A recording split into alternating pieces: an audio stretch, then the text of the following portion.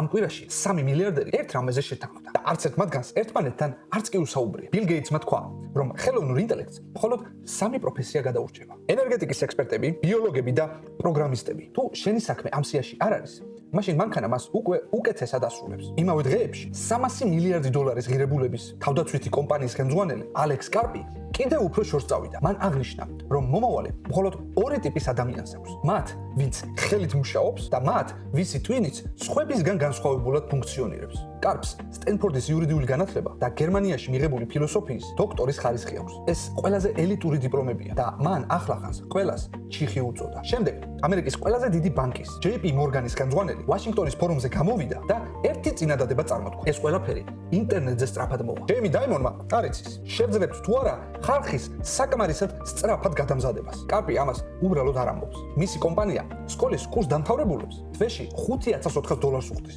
რათა უნივერსიტეტში სწავლაზე საერთოდ უარი თქვა. განაცხადი 500 ადამიანმა შემოიტანა. მათ უკვე 22 კანდიდატი აიყვანეს.